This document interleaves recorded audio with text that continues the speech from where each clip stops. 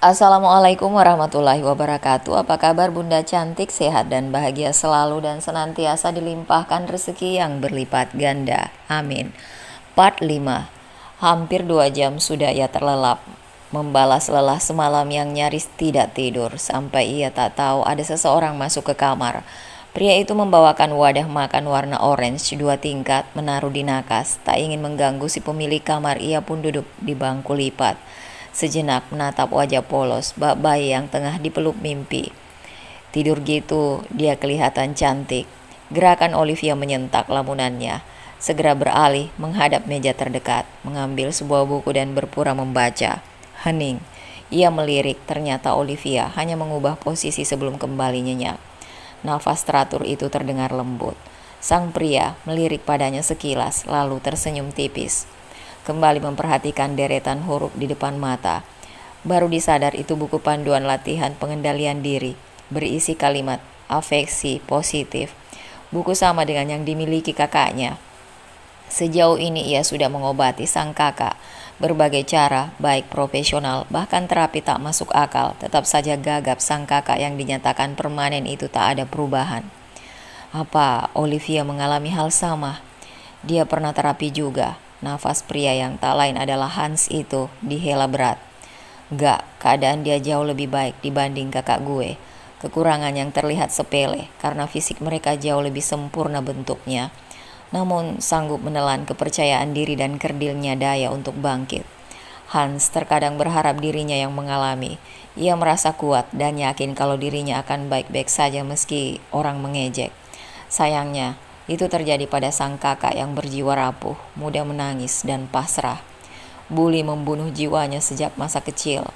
Diam dikatakan bisu, kalau bicara pun diledek sampai terisak sesak. Kalimat yang disertai tawa lebih menakutkan dibanding hantu. Jiwa mereka menciut dan sembunyi. Meski sudah diyakinkan, sang kakak tetap tak percaya. Kenyamanan Erland yang hadir dalam hidupnya itulah awal dari harapan itu. Harapan yang harus Hans jaga. Harus. Mengepalkan tangan kuat, pria muda ini menatap nanar foto yang tersenyum di antara 4 orang di meja. Potret keluarga, Olivia dan seorang gadis cantik memakai toga diapit orang tua. Lo lebih beruntung, karena itu lo jangan berani rebut kebahagiaan Kak Rania. Matanya seakan menembus senyum sumringah Olivia di foto itu. Kak, kamu di sini? Olivia tergagap duduk, menarik selimut hingga ke dada setelah memeriksa kancing bajunya. Ia sangat terkejut ada lelaki di kamarnya. Hans pun terlonjak tapi segera menguasai diri. Gue bawain lo makanan. Buat apa? Kan Olive bilang jangan ganggu lagi. Hans menoleh cepat. Gue harus pastikan sampai selesai. Maksudnya? Mata Olivia membulat. Sampai kakak gue sudah nikah, lo bebas. Apa? Segi itu gak percayanya. Aku gak ada hubungan. Apa? Makanlah. Gue tunggu sampai habis. Menelan kembali ucapan, Olivia menghela nafas sebelum turun dari ranjang. Ia tahu Hans tidak menerima alasan apapun. Berani melawan, buka mulutnya yang bicara tapi tangan. Makhluk Tuhan satu ini membuat Olivia merinding hanya dengan matanya. Usai cuci muka dan tangan, ia mengambil makanan yang sudah Hans keluarkan dari plastik. Lelaki itu memberinya jalan, pindah duduk di tepi ranjang.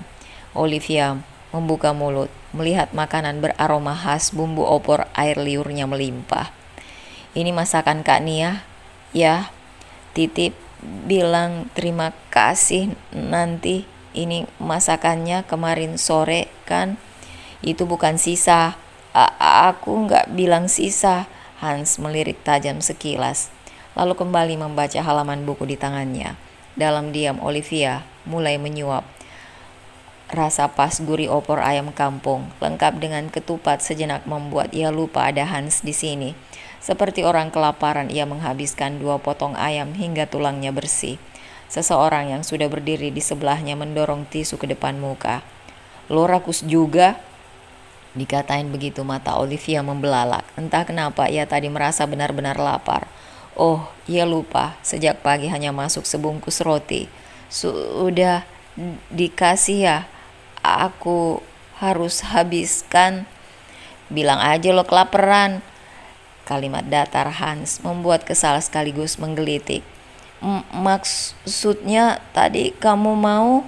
Gue juga belum makan. Lo gak peka? Tawarin kek. Astagfirullah. Olivia menutup mulutnya merasa bersalah. Harusnya kamu bilang, Hans. Sini. Hans merebut wadah dan sendok di tangan Olivia. Menyuapi tanpa rasa bersalah membuat Olivia menganga. Opor itu hanya sisa kuah dan sepotong lontong. Ada apa ini? Suara dingin dengan penekanan itu membuat keduanya menoleh. Tampak Erland di depan pintu memegang tas plastik sepertinya berisi sesuatu penuh. Hei, Bang! Cepat Hans mengusap tisu dari tangan Olivia ke mulutnya. Olivia yang berdiri dengan tegak, kaku, segera dirangkul dan ditariknya mendekat. Kaget, Olivia memelototi sambil melepas tangan Hans. Tapi yang dirasa tangan di pinggang itu makin kuat memeluk. Jangan berduaan di kamar begini. Bang Erland mau apa? Hans menyela, sontak memerahkan wajah Erland. Olivia, izin tak enak badan, ini aku bawakan obat sama makanan.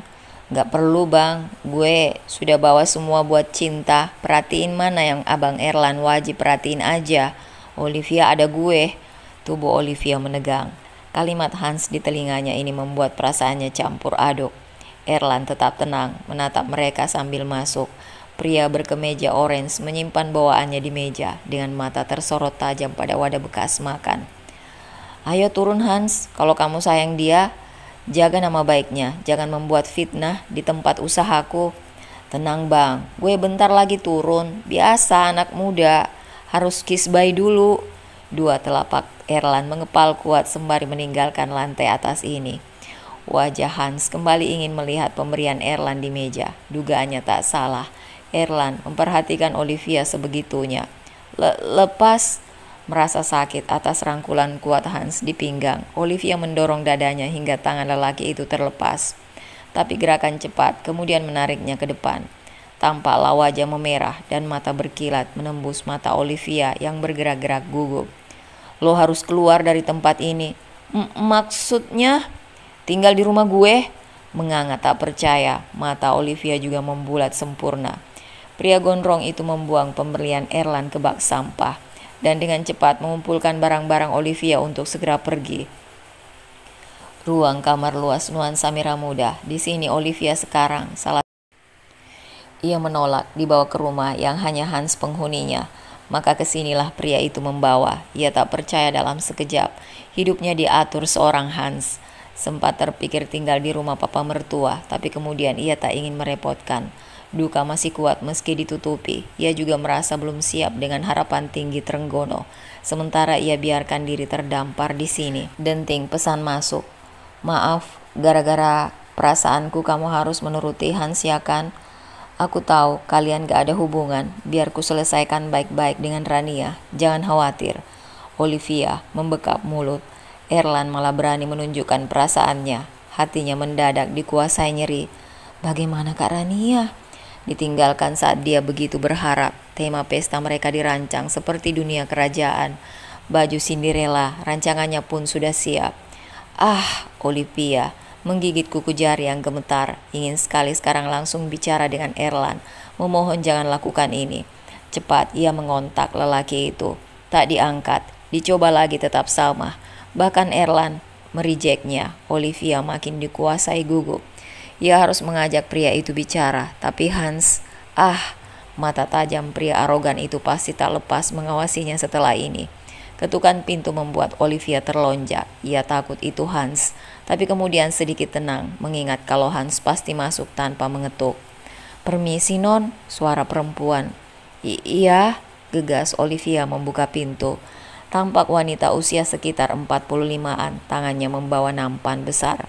Tatapan mereka bertemu, sesaat beradu menyisakan sesuatu yang menyentak hati. Tapi masing-masing tak tahu itu apa. Maaf non, saya diminta Tuan Hans antarkan makanan ini. Oh, iya, silakan. Di situ aja, Bi. Suara Olivia dan kalimatnya membuat gerak si asisten terhenti. Tubuhnya kaku sejenak, lalu menjadi gemetar saat meletakkan nampan ke meja kaca. Bagian kamar yang lantainya beralas karpet Turki. Sementara itu, Olivia di belakang punggungnya juga terpaku. Merasa tak asing dengan sosok ini, tapi siapa? Ia berusaha kuat mengingat. Wanita itu berbalik. Awalnya menunduk, lalu dagunya terangkat pelan, menatap wajah Olivia. Mulutnya bergetar membuka saat mata mereka kembali bertemu lekat. "Non? Apa non ini non Olive?" tanyanya dengan mata mulai berkaca-kaca. Olivia cepat melangkah maju. Wajah pemilik kulit hitam manis, matanya bulat sendu dengan garis rambut membentuk hati.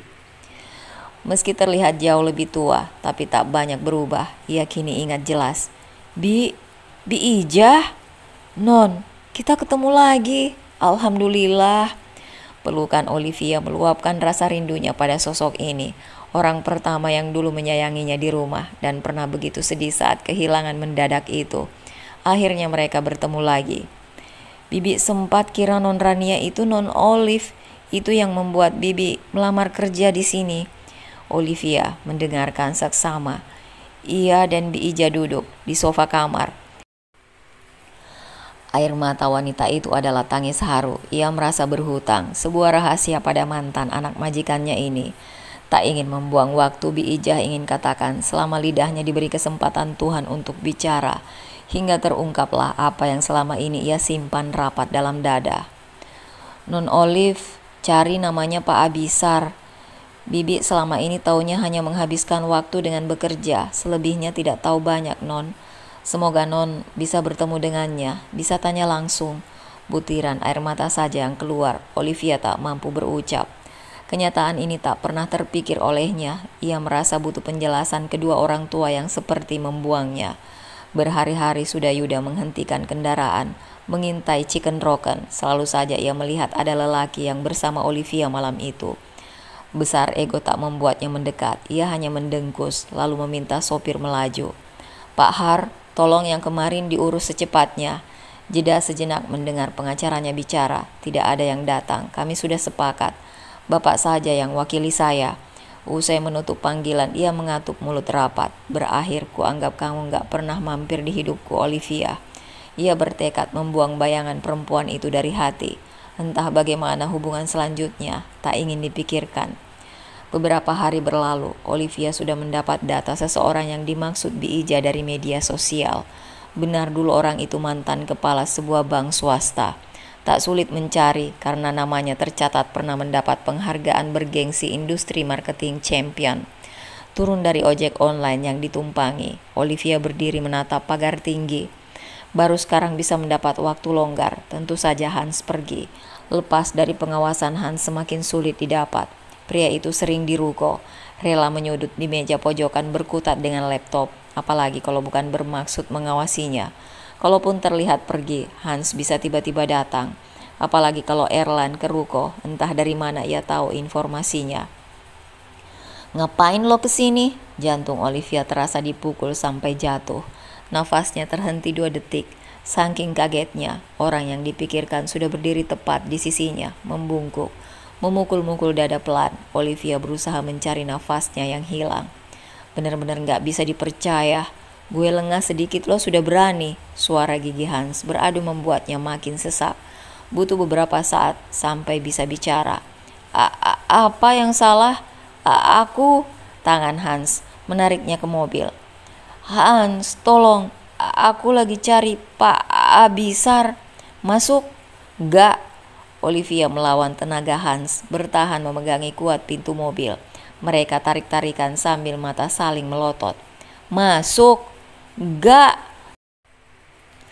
Dorongan Hans makin kuat. Kepala Olivia terantuk sisi atap mobil. "Hans, aku cari ayahku." "Hah?"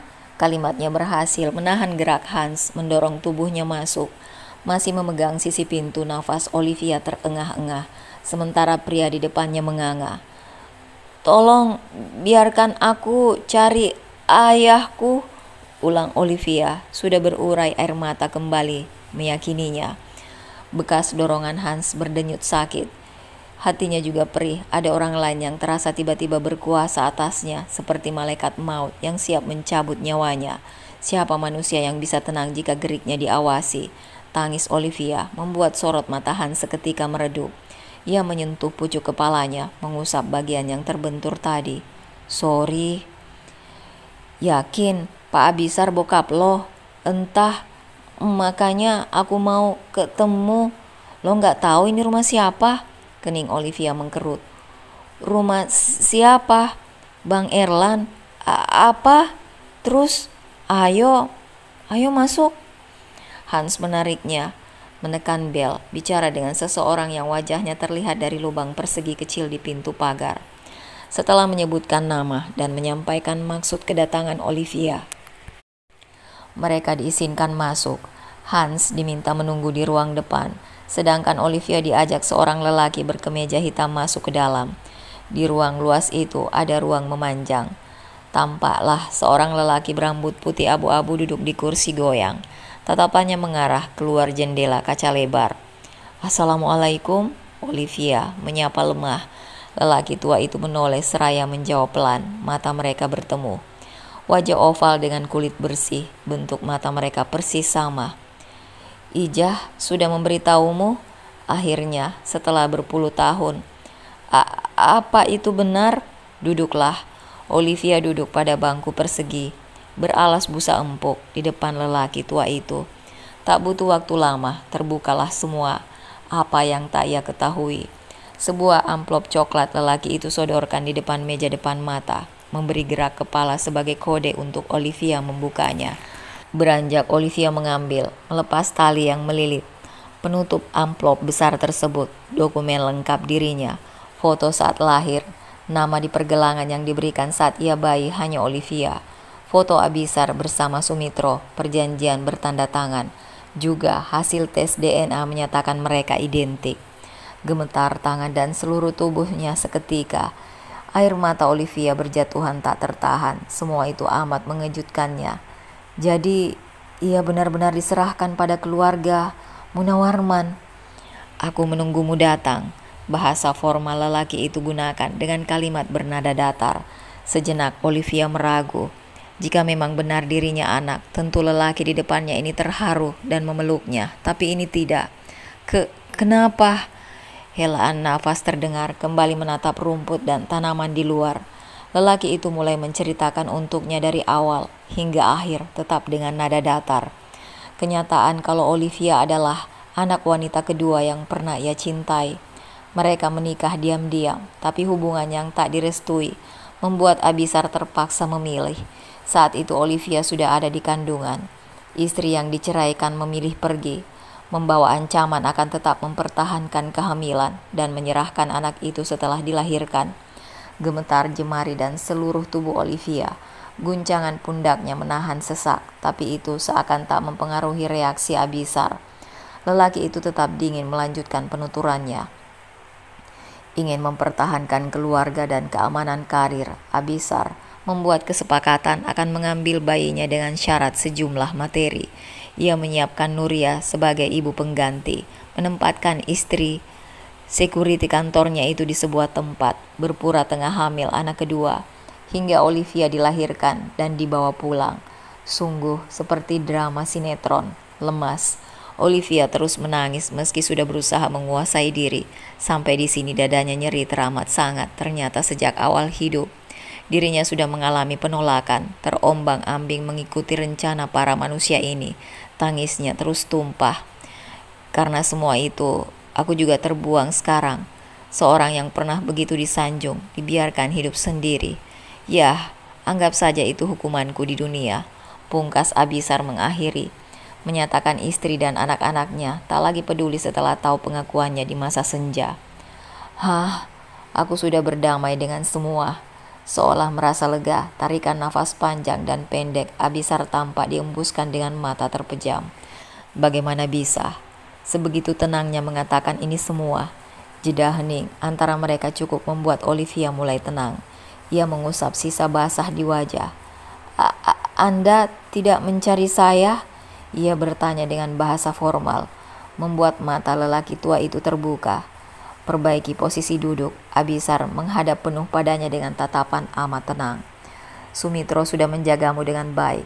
Sesuai perjanjian kami, kamu tumbuh sempurna, tidak kekurangan materi. Apa gunanya seorang pecundang seperti Abisar? Nafas Olivia terasa kembali tercekat.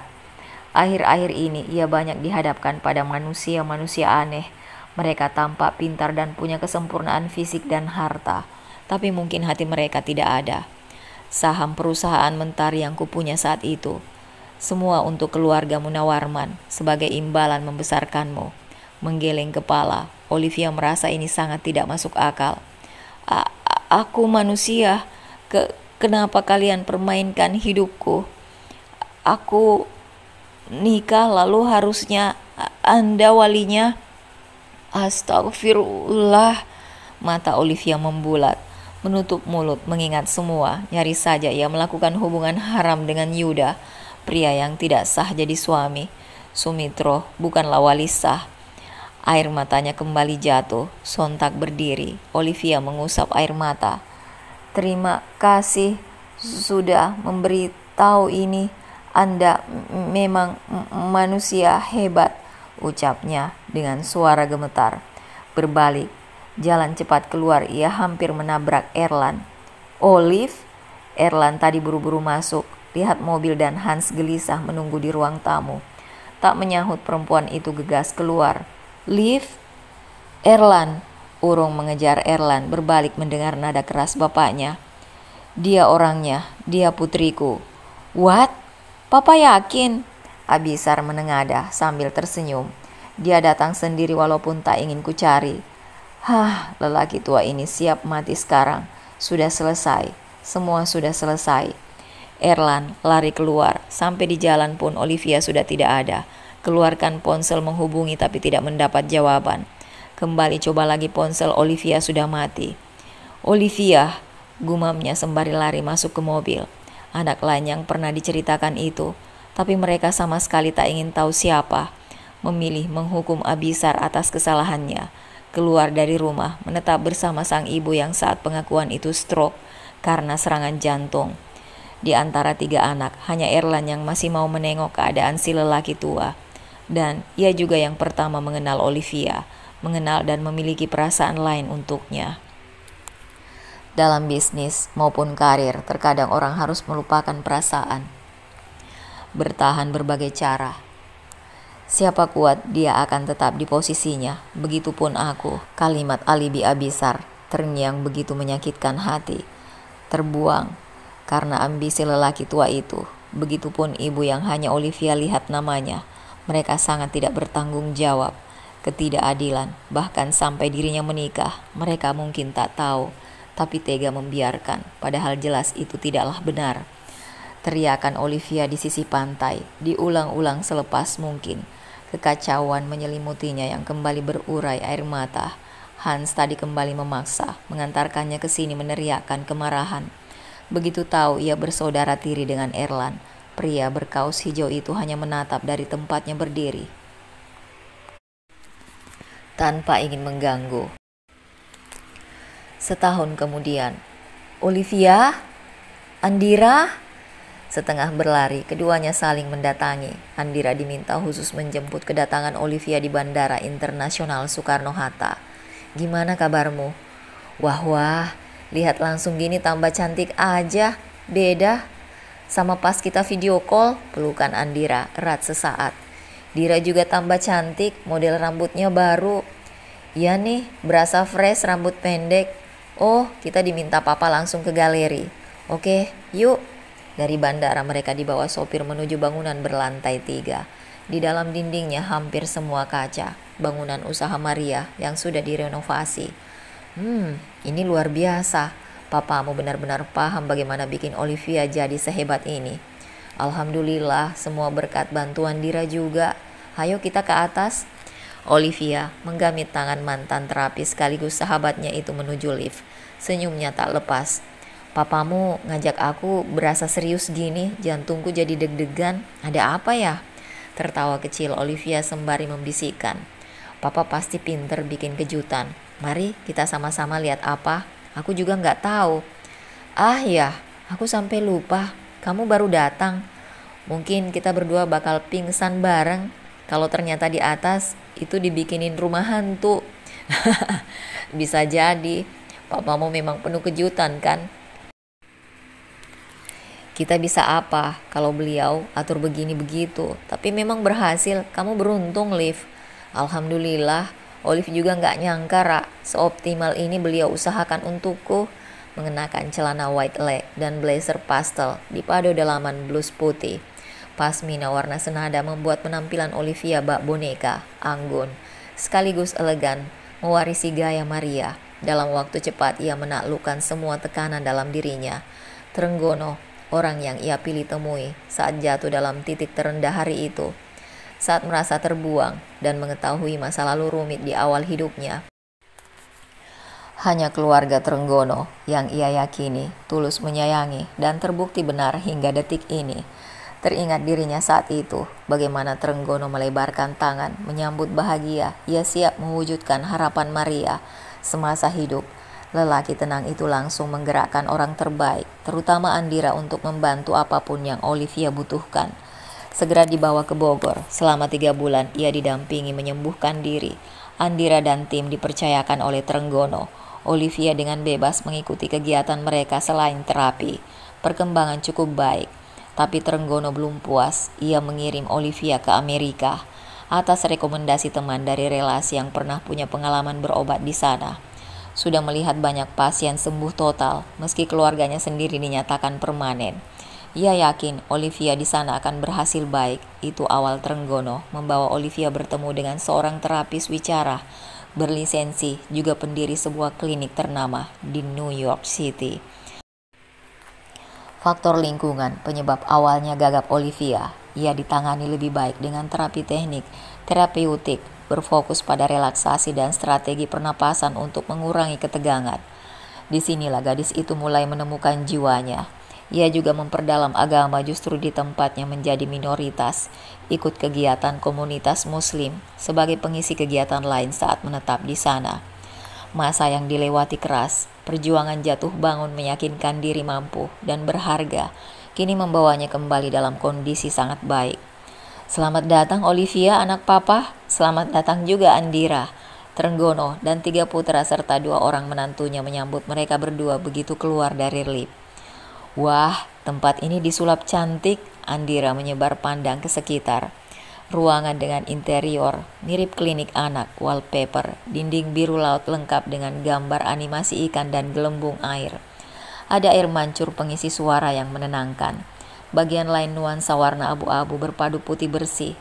Ada fasilitas beragam permainan motorik juga di sudut sana. Kalian akan bertemu tiap hari. Di bawah galeri Olivia, di atas sini klinik Andira. Menantu Trenggono mengucapkan selamat pada wanita yang kini matanya berkaca-kaca. Begitupun Olivia, tampak bahagia dengan rencana itu. Terima kasih banyak, Pak. Bagaimana Bapak tahu saya butuh tempat di Jakarta? Begitu. Kebetulan sekali berarti ya, saya tidak tahu apa-apa, kata Trenggono sambil tertawarnya. Siapa yang bisa percaya?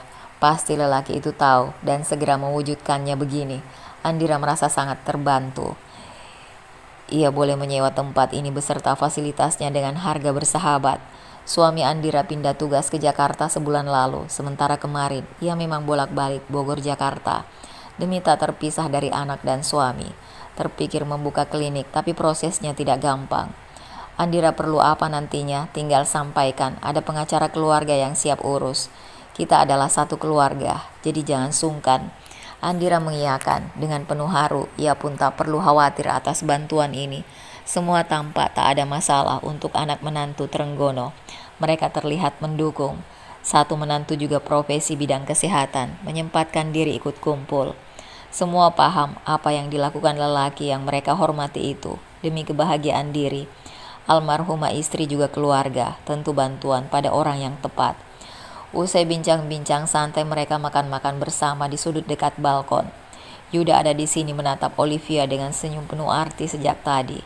Kelihatannya kamu jauh lebih baik, pria itu mencuri kesempatan bicara saat mendekati Olivia yang tengah mengambil makanan ringan. Alhamdulillah, Mas Yuda apa kabar? Baik, baik di luar, buruk di dalam. Olivia mengangkat alis. Maksud Mas? Ya, pertanyaan inilah yang Yuda tunggu. Hatiku kosong saat kamu hilang. Lekas mengatup mulut saat hampir tergelak. Olivia menanyakan maksudnya. Papa merahasiakan semua sampai detik ini. Itu benar-benar jahat bukan? Coba tanyakan sama papa. Kenapa nggak bilang? Pasti akan kutanya, tapi aku minta kamu tanggung jawab. Tanggung jawab sama hatiku. Pembicaraan dengan suara kecil itu terpaksa terhenti saat kakak Yuda dan istrinya mendekat mengambil makanan. Yuda menahan diri. Ia akan meminta penjelasan pada gadis yang membuat jantungnya kembali bergemuruh di pertemuan pertama tadi. Aura berbeda memancar penuh dari seorang Olivia sekarang. Ia sama sekali tidak tahu bapaknya mengirim Olivia hingga ke luar negeri. Saat surat cerai mereka resmi keluar, ia memutuskan kontak. Meski beberapa kali tertarik memperhatikan tempat kerja Olivia, ia tak pernah bertemu dan melihat lagi sosok ini. Ingin melepas masa lalu yang mengecewakan. Yuda sudah hampir melupakannya, namun apa yang dikatakan Trenggono semalam benar-benar membuatnya tak bisa tidur. Olivia berhasil terapi, juga sekolah singkat bisnis untuk melanjutkan usaha mamanya. Dan hari ini kembali ke Indonesia. Kabar itu membuat jantung Yuda meletup-letup. Dorongan segera melihat lagi sosok itu sudah hampir meledak. Apalagi papanya menantang ia datang hari ini kalau mau melihat Olivia baru. Olivia baru yang dimaksud papanya itu sungguhlah sempurna, jauh berbeda dengan dirinya dulu. Olivia sedang menuju pintu keluar sebuah pusat perbelanjaan. Tadi usai melihat outlet cabang di lantai 4. Mas Yuda, sudah mau pulang? Olivia mengangguk. Iya, Mas baru datang. Oh, enggak, kebetulan sama. Dustanya padahal ia baru saja masuk. Baru mengayunkan langkah, sebuah tangan menahan lengan Olivia. Liv, mereka bertemu tatap. Oh, baiklah, aku nggak mau menahan diri lagi. Lekas menjatuhkan badan, Yuda berlutut. Dalam gerak cepat, keluarkan wadah cincin beludru merah berbentuk hati dari saku. Gemetar jari Yuda membuka wadah berisi cincin emas putih bermata berlian. Diarahkan tepat ke depan. Pria itu tak beralih menatap manik matanya. Meski ruang itu gemuruh orang yang mulai berkerumun memperhatikan mereka. Yuda hanya fokus pada satu orang. Nafasnya dihela panjang sebelum bicara. Olivia, kamu harus tahu, penyesalan membuatku mengubur perasaan yang sebenarnya sudah tumbuh. Aku saat itu pecundang, tapi percayalah, waktu belakangan sudah mendewasakanku. Kehilangan kamu membuat hatiku mati. Saat tahu kita punya kesempatan memulai lagi, aku bersemangat. Akar cinta di hati ini tumbuh melesat. Aku mencintaimu. Tolong, menikahlah denganku. Bukan anak Sumitro dan pernikahan mereka dulu tidak sah. Ia ketahui dari papanya. Saat membahas Olivia malam itu, sebuah kesempatan untuk harapan kembali. Olivia terdiam. Sekitar dirasakannya berputar. Melihat Yuda begini tiba-tiba pikirannya kosong. Ia mengerjap-ngerjap, mengembalikan kesadaran. Mas, aku akan terus berlatih keras menjaga emosi dan mulut. Bisa kupastikan kebodohan lama itu gak terulang lagi. Aku mencintaimu. Segera tersadar penuh, Olivia melihat sekitar. Puluhan wajah takjub. Melihat dirinya dilamar dengan cara yang amat manis. Sekejap ia merasa pipinya panas. Kembali menatap Yuda yang tampak menunggu. Ia membuka mulut. Tapi belum sempat bicara, ekor matanya menangkap seseorang mendekati mereka. Tampak sosok itu bergerak maju sambil menatapnya lekat. Dia? Kenapa ada di sini? Jantung Olivia berdebar halus melihat pria itu makin mendekat. Gerak cepat tangannya ditarik keluar dari situ sebelum sempat menjawab lamaran Yuda. Mas Yuda? Menoleh ke belakang, tampak Yuda perlahan berdiri dengan mata menatap wadah cincin di tangan. Lalu genggaman jari kokoh itu menguat. Tulang rahang mengeras tanda kecewa yang tak terkatakan. Hans? Kenapa balik gak ngabarin? Olivia berusaha melepas tangannya. Kenapa harus? Kita gak ada hubungan. Menurut lo begitu, tapi buat gue ada. Sampai di parkiran pria itu membuka pintu mobil lebar. Masuk. Hans, aku sudah bilang gak suka kamu atur-atur. Tahu, merendahkan suara. Hans kembali memintanya masuk mobil dengan lembut.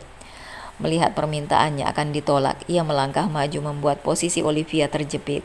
Jarak mereka sangat dekat karena merasa risih Olivia segera membungkuk masuk mobil. Sebenarnya Olivia berharap tak lagi berhubungan dengan semua setelah Trenggono membantunya saat itu. Ia sudah pergi, tapi takdir berkata lain. Hanslah orang yang merekomendasikan terapi di luar negeri itu pada Trenggono, membuatnya tak berkutik menolak. Dari awal pria ini dengan satu asisten perempuan dari Trenggono menemaninya beradaptasi di sana. Hubungan mereka sempat dekat, walau itu sebatas teman. Hans tiba-tiba muncul di apartemennya, memastikan ia mendapat pelayanan terbaik, termasuk menjaga ketenangannya tetap stabil. Sifat yang jauh berbeda dengan Hans sebelumnya, apalagi saat Rania resmi menikah dengan Erland. Mereka berdua kompak mencari kado istimewa yang Hans sampaikan saat pulang di acara kakaknya itu. Olivia akui, keberhasilan yang dilewati tak lepas dari bantuan Hans. Pengalaman terapi Rania dulu membuat Hans tampak tahu ia harus bagaimana. Ungkapan sedih Rania gagal karena mengalami masalah bicara permanen, membuat pria itu menaruh harapan padanya. Benar saja, saat ia berhasil, Hans, orang pertama yang terlihat paling bahagia. Tawanya lepas, luapan kesenangan tak biasa terlihat dari wajahnya yang terbiasa dingin. Usai itu, Hans langsung pulang ke tanah air, sementara ia masih menetap untuk pelatihan bisnis singkat yang direncanakan Trenggono. Makasih banyak Hans, aku berhutang budi padamu. Beberapa chat terakhir mereka saat Hans di bandara sebelum kembali ke Jakarta. Lo harus bayar. Oke, saat aku kembali ku traktir kamu makan sepuasnya. Gue mau yang lain. Apa itu? Kabari kalau lo kesini. Pokoknya gue orang pertama yang jemput lo. Kenapa? Gak pakai nanya. Oke, baik. Kalau itu gampang. Aku akan traktir kamu setelahnya. Ingat, gue murka kalau lo ingkar. Mengernyit kening, Olivia menatapnya dengan perasaan geli. Kamu balik menakutkan lagi. Hello, mana Hans? Yang di New York waktu itu. Aku lebih suka dia dibanding yang ini.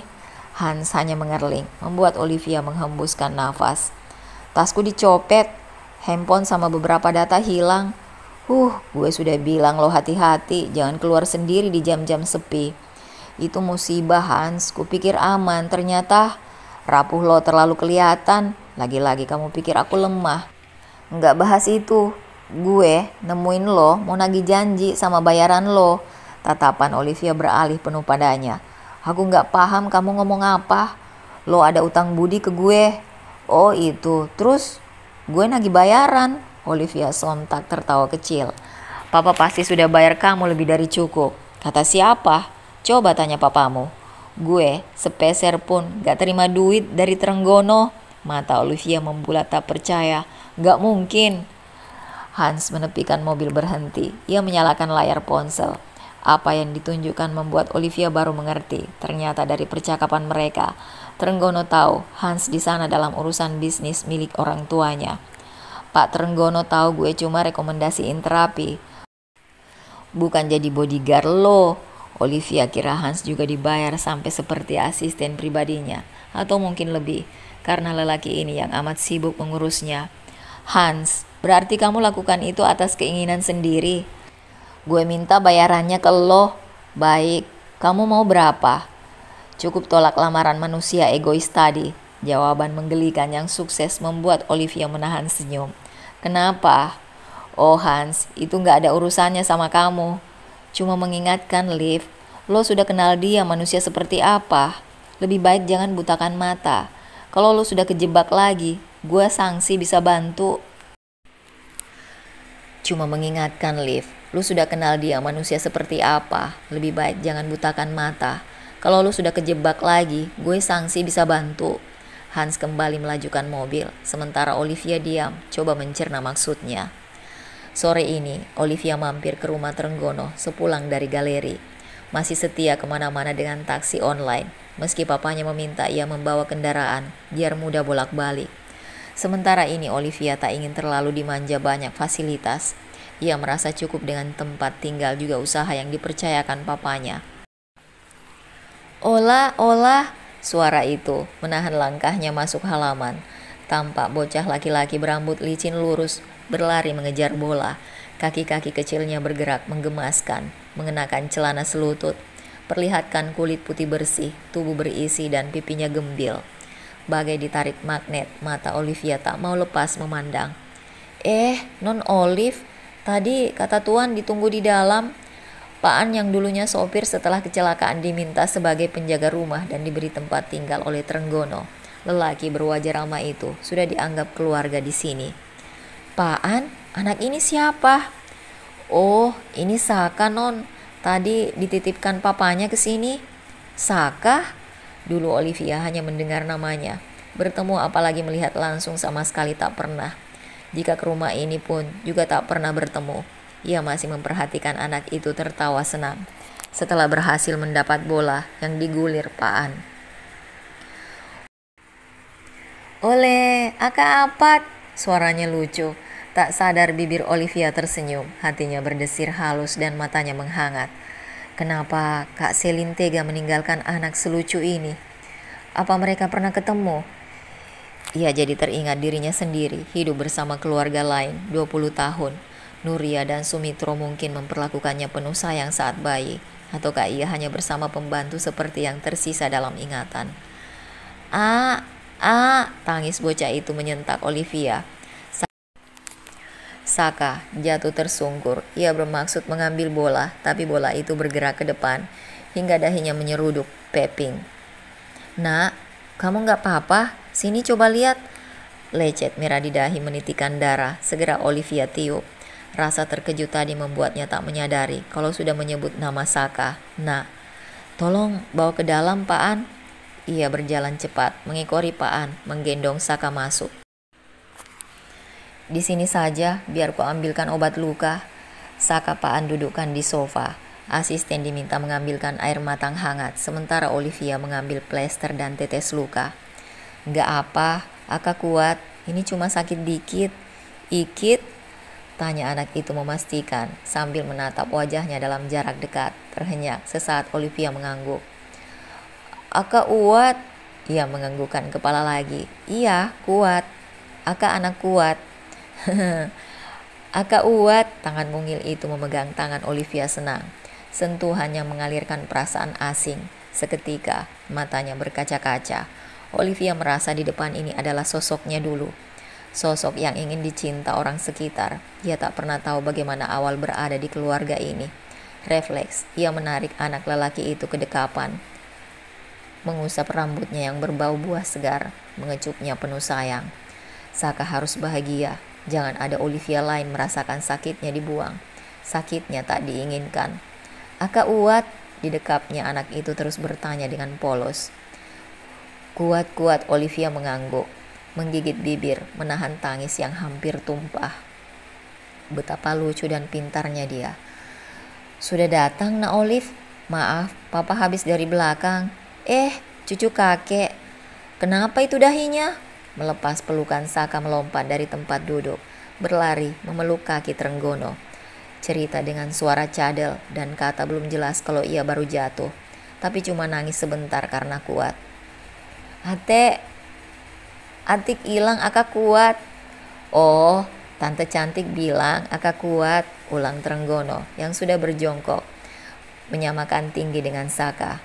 Iya, ditatapnya Trenggono penuh arti membuat muka Olivia bersemu. Hatinya mengalir hangat jadi topik pujian bocah kecil itu. Kalian langsung dekat padahal baru ini ketemu. Yuda menjemput Saka, bertemu Olivia yang tangannya tak mau dilepas anak itu. Saka pintar, Mas Yuda berhasil mendidiknya. Ya, dua pengasuh saling bantu khusus untuk Saka. Alhamdulillah, jangan sampai berubah Mas. Jangan sampai dia merasa gak disayang, itu pasti. Yuda meminta Pak An mengajak Saka main. Iming-iming bola awalnya menolak jadi mau melepas jari Olivia. Sejak tadi Olivia mau pulang, tertahan Saka yang terus mengajaknya bermain. Kamu langsung pulang? Iya Mas. Baru akan beranjak geraknya sudah ditahan. Gimana jawaban lamaranku? Olive, minta waktu Mas. Ya, aku gak akan maksa. Kamu pikir aja dulu. Setelah Olivia kembali melangkah, Yuda mengeluarkan isi hatinya. Saka butuh ibu sepertimu, Liv. Tolong pikirkan lagi. Sepanjang jalan kembali ke apartemen, Olivia menimbang apa yang Hans katakan. Awalnya dulu Yuda juga manis saat memintanya jadi istri. Tapi sifat lelaki itu jauh berbeda setelah jadi suami. Sekarang pun pelamar dan meminta jawaban dengan sikap manis. Apa dia juga bersikap sama setelahnya? Isi hati seseorang, siapa yang tahu? Olivia tak ingin gegabah membuat keputusan. Meski di bagian lain hati, ia ingin ada kebahagiaan buat Saka. Sebuah foto dikirim Hans ke ponsel Olivia. Lokasi di belakang seperti restoran. Ia melihat objek foto, 2 orang duduk berhadapan. Itu Yuda dan seseorang yang dikenal. Restoran Cleopatra. Lo bisa ke sana?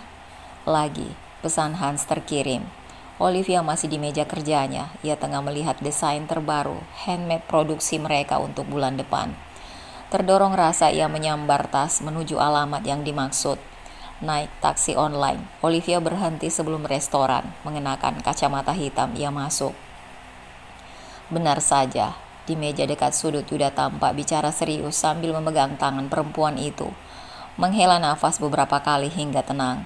Ia tak mau menduga. Hanya, buat apa Yuda melamar kalau masih punya hubungan dengan wanita lain? Harusnya 2 orang ini kembali, fokus membesarkan anak daripada mencari ibu pengganti. Ia mendekati mereka dengan langkah pasti. Kak Selin, Olive senang ketemu kakak di sini. Berpura-pura tak sengaja. Ia berpura tak sengaja bertemu mereka. Olivia? Kedua orang itu kaget bersamaan. Yuda lekas menarik tangannya dengan wajah pias. Maaf, tadi gak sengaja lihat, makanya Olive deketin. Kok kamu? Pangkal alis Selin hampir bertaut. Olivia bicara dengan begitu lancar, tanpa tersendat. Kenapa kak? Kok kaget gitu? Oh ya, Olivia senang lihat kakak sama Mas Yuda ketemu lagi. Saka pasti kangen mamanya. Liv, Yuda menghentikannya. Ini gak seperti yang kamu pikir. Olive gak pikir lain mas. Selain Saka yang butuh orang tua lengkapnya, jangan sampai jiwa Saka terluka. Selin terduduk lemas. Selain syok, kalimat Olivia lancar jaya. Ia pun fokus pada penampilan ala kantoran, eksklusif itu. Selin, kalau kamu bersikeras menikahi produser itu, aku minta tes DNA Saka. Yuda sengaja melanjutkan apa yang dibicarakan dengan Selin tadi. Apa? Kali ini Olivia dan Selin yang terkejut.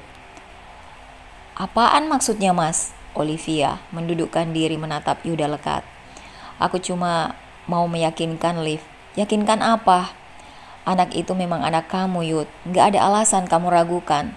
Kalau memang anakku, kenapa kamu kelihatan cemas? Aku gak cemas, aku cuma kecewa. Apa kamu lupa kita melakukannya, ha?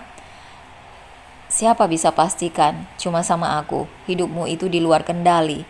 Yuda, pertengkaran mereka mulai membuat hati Olivia teriris. Bayangan masa lalunya terputar. Mungkin juga seperti ini antara ibu dan bapak kandung sebelum membuangnya. Kalau begitu, fix, kita tes DNA. Yuda tetap pada keinginannya. Kamu, mas, mungkin aja itu anak calon suamimu. Selin sontak berdiri, kulit wajahnya merah padam. Lakukan saja apa maumu Yuda, silahkan. Gue gak akan peduli, mulai sekarang jangan pernah ganggu rencana hidup gue, paham? Gerak menghentak Selin meninggalkan tempat itu. Kenapa mas tiba-tiba meragukan Saka?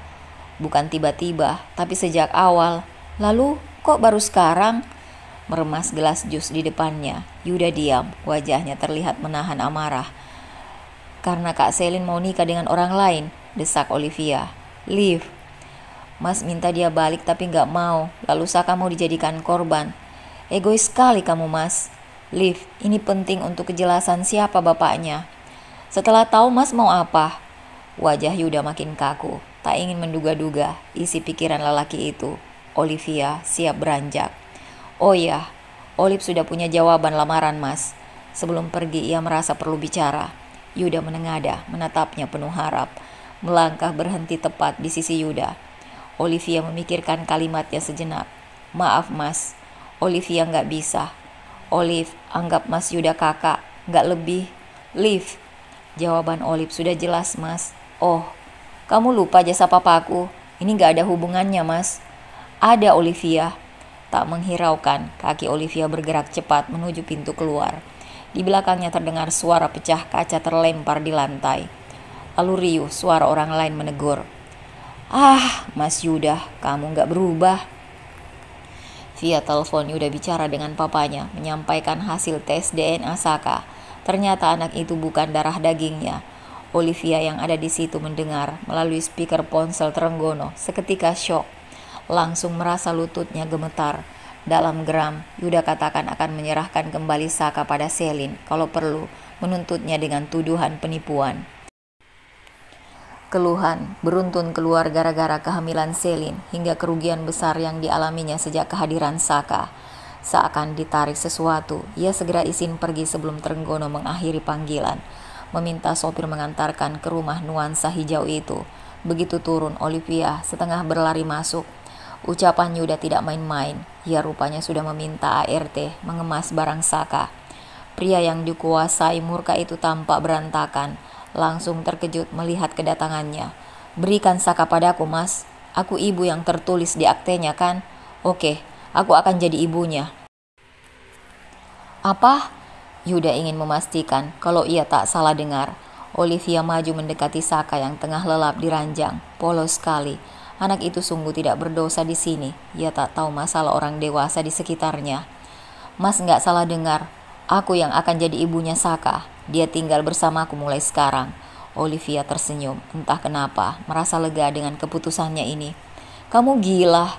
Dulu aku minta kamu bertahan demi anak itu. Setelah serumit ini, terlewat malah kamu yang mau mengambilnya." Dunia apaan ini?" Keke, ejekan keluar dari bibir Yuda. Hanya dibalas senyum oleh perempuan anggun itu. Menatap Saka, ia merasa bisa menyayangi anak itu. "Mbak ikut ke rumah saya, angkat Saka pelan-pelan. Barangnya bisa sebagian saya yang bawa." Ucapannya berhasil membuat Yuda melongo tak percaya. Dengan tanpa beban, Olivia meninggalkan rumah Yuda.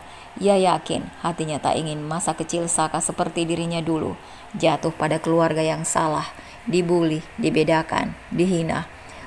Itu sangat menyakitkan. Ia tak rela Saka merasakan itu. "Mulai sekarang Aka tinggal sama tante ya. Aka suka kan di sini?" tanya Olivia sambil memasang celemek makan bergambar beruang pada dada Saka. Ia tengah menyiapkan makanan untuk anak itu. Duduk di kursi makan yang khusus untuknya.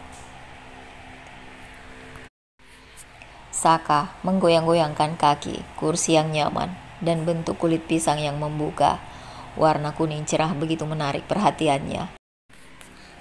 Ia sampai tak menanggapi permintaan Olivia. "Hore, makanannya udah siap. Ayo, ini ikannya siap untuk Aka makan." Mengambil kursi dan duduk di seberang Saka, Olivia ingin menarik perhatian anak itu. "Wow, ikan!" Saka membuka mata lebar melihat nasi goreng sayur di depannya tercetak bentuk ikan, lengkap dengan mata hitam dari nori. "Iya, ikan, biar Aka sehat dan kuat." Olivia tersenyum lebar melihat anak itu segera memegang sendok dan menyuap dari bagian ekor lebih dahulu. "Pintar banget, bisa makan sendiri." Rambut licin Saka diusapnya. Meski berantakan, anak itu sukses memasukkan nasi ke dalam mulutnya.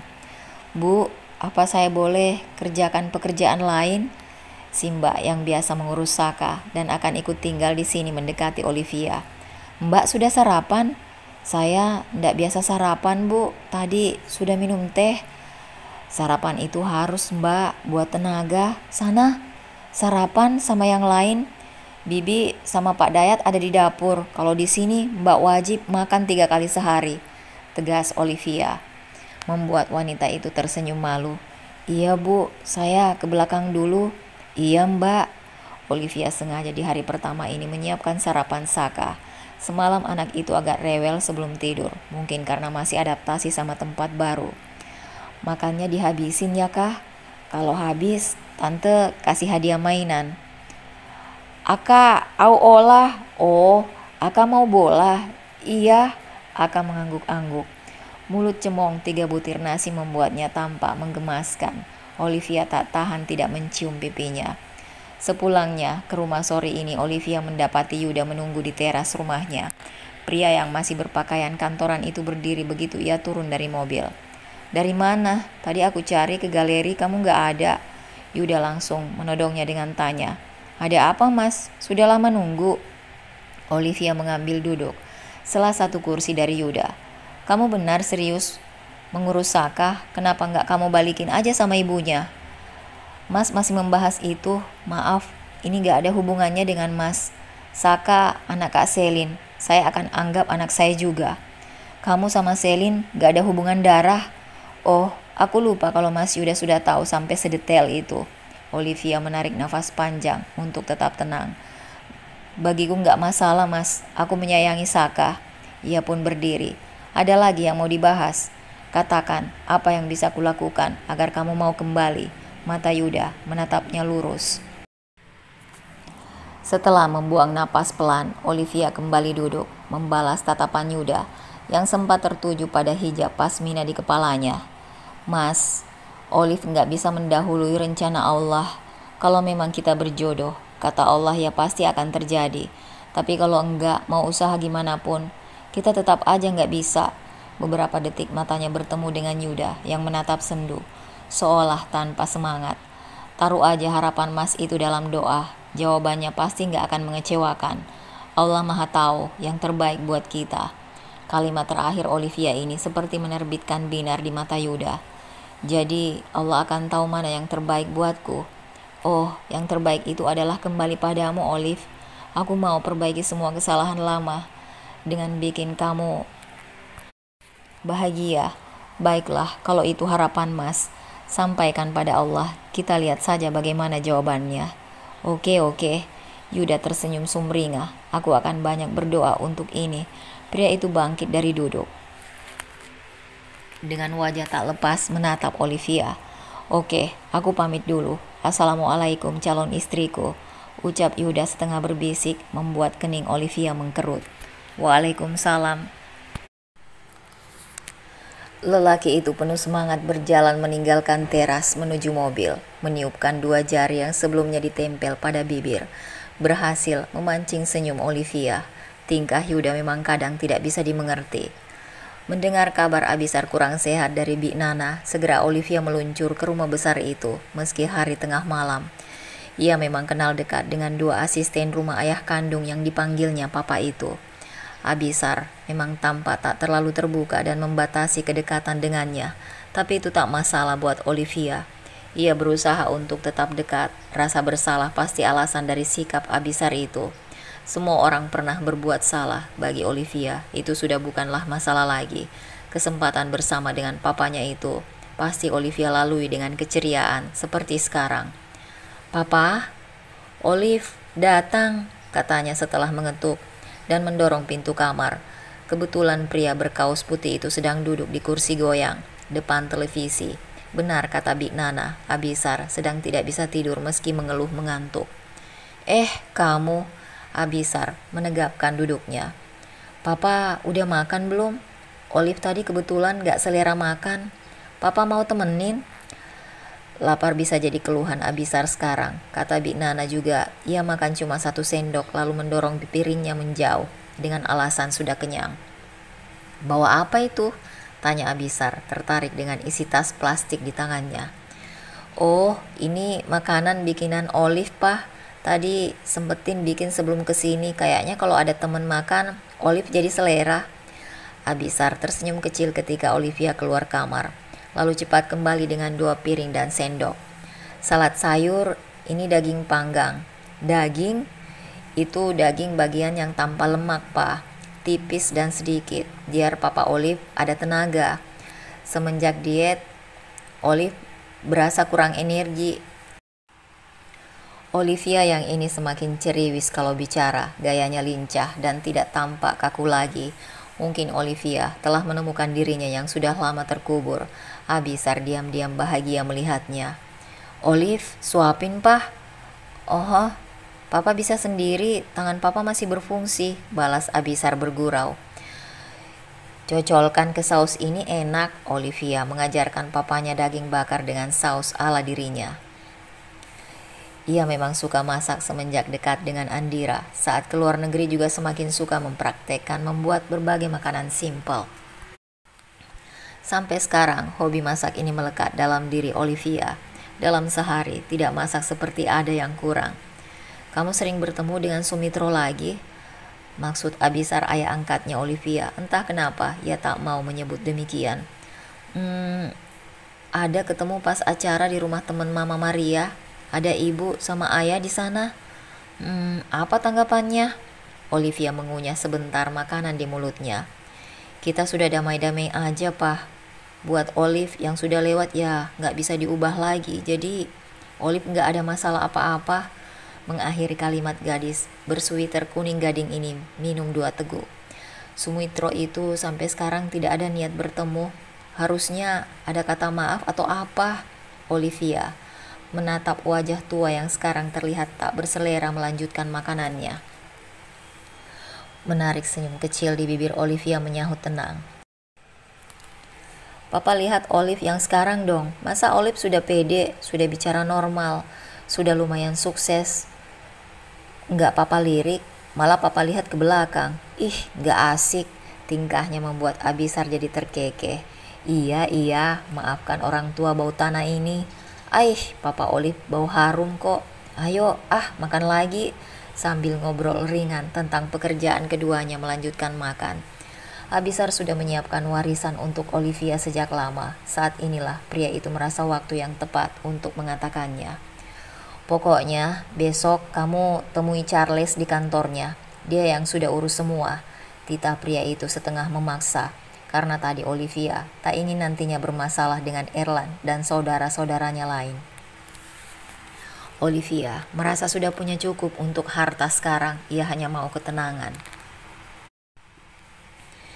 Tidak perlu kamu khawatirkan saudara-saudaramu. Mereka semua sudah punya bagian.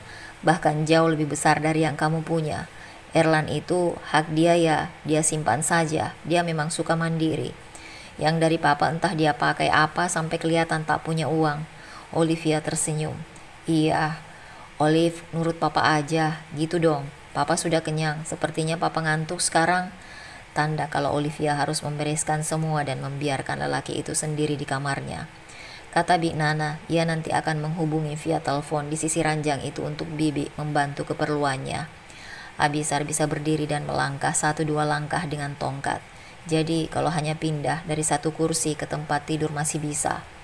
Kamu dari kapan di sini? Pertanyaan itu menahan langkah Olivia. Tanpa Erland mengenakan jaket kulit baru masuk ke ruang tengah. Oh, itu papa temenin papa makan, jelas Olivia. Sempat tergagap karena sedikit kaget. Papa sudah tidur? Barusan sudah mau tidur. Kamu nginap di sini?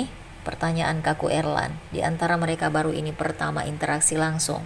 Setelah tahu sebagai saudara seayah, Olivia melanjutkan langkah ke dapur. Kayaknya enggak mas, saya besok masih harus kerja. Mau pulang sekarang? Ternyata Erland mengikuti langkahnya. Iya, Olivia memasang senyum, mencoba bersikap sebiasa mungkin, walaupun ia merasa canggung. Boleh, Erland menggantung kalimat. Boleh kita bicara sebentar? Pintanya kemudian. Sekarang mas? Iya, kalau kamu tidak keberatan. Gimana kalau besok aja mas? Sepulang kantor saya bisa. Atau di jam makan siang juga ada waktu. Tanpa sesaat Erland berpikir. Oke. Besok sore sepulang kamu dari kantor, kita chat saja di mana lokasinya. Kamu masih simpan nomorku bukan? Olivia melirik ponsel di tangannya. Maaf mas, ini kartu baru. Nomor lama semua nggak ada. Oh, aku juga pakai nomor baru. Sebut nomormu, biar aku miss call. Jadilah keduanya bertukar nomor. Mas, besok sama Kak Rania juga ya, biar kita sekalian makan bareng. Olive, ini bukan tentang Rania. Aku cuma mau bicara tentang kamu dan aku. Suara Erland terdengar tegas dan itu membuat Olivia mengiyakan. Mereka berdua saudara, tidak mungkin Rania cemburu atau Hans salah paham lagi. Tidak. Olivia menggeleng sendiri saat duduk di belakang kemudi mobilnya. Entah firasat apa yang dirasakan Hans sampai menghubunginya.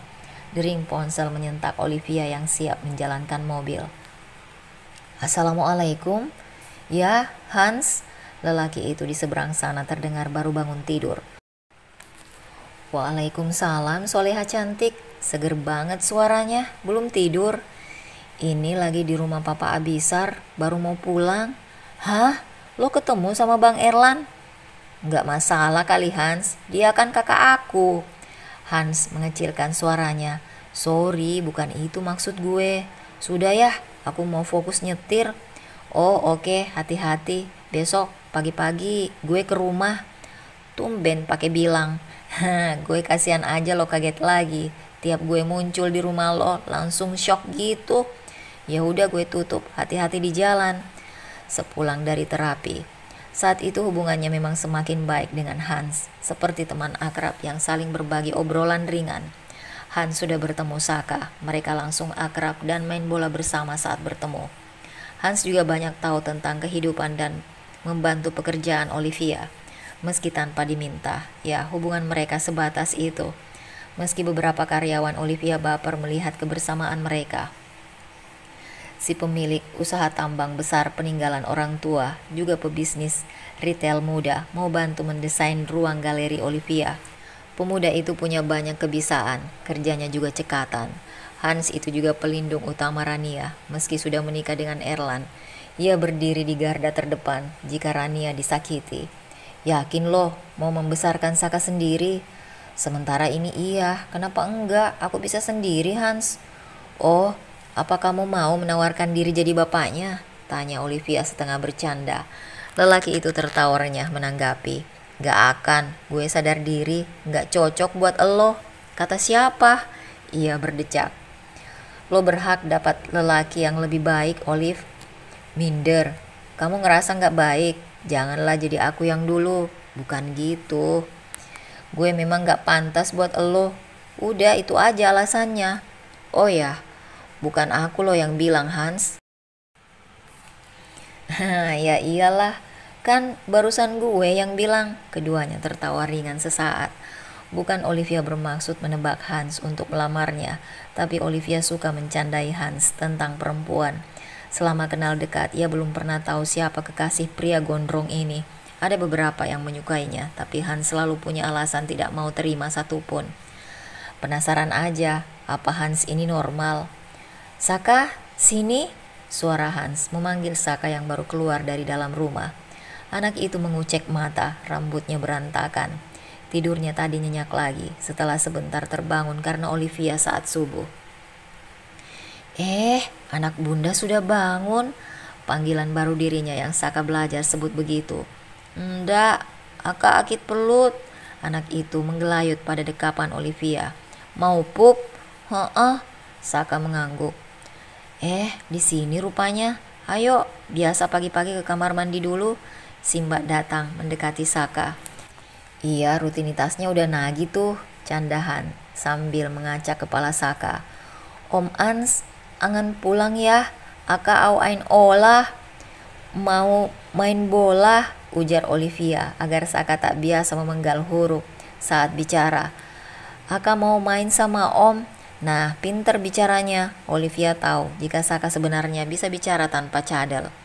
Oke Saka, Om tunggu di sini. Tos, ujung kepalan tangan Hans beradu dengan Saka. Sebelum anak itu berbalik masuk ditemani Simba.